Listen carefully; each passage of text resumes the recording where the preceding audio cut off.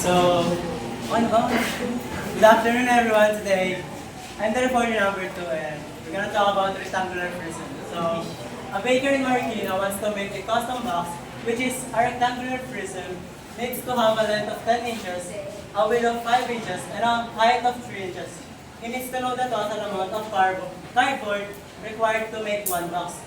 So, what's the total surface of the area? First, we need to find the length, width, and the height. So, given by the question, our length is 10 inches, and our width is 5 inches, and our height is 3 inches. So,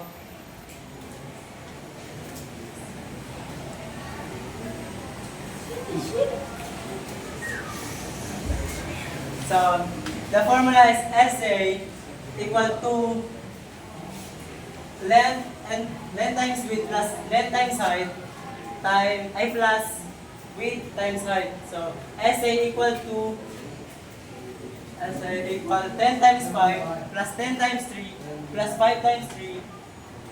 So 10 times 5 equals to 50, 10 times 3 equals to 30, and 5 times 3 equals 15. So 50 plus 30 plus 15 is equals to 95. So 2 times 95 is equal to 190 inches squared. So we're gonna question number 2 now.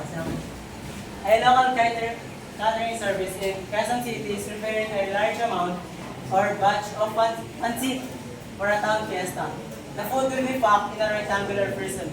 Containers 25 cm long, 15 cm wide, and 8 cm high.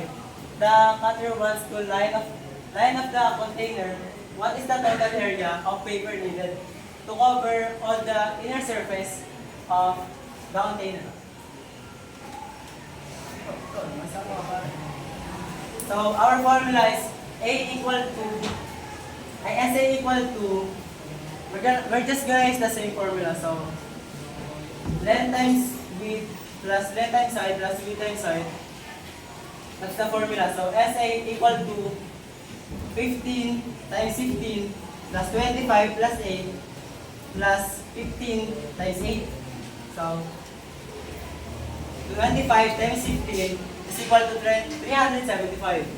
25 times 8 is equal to 200. And 15 times 8 is equal to 120. So we have 695. So 2 times 695 is equal to 1,390 cm squared. And that's all. Thank you.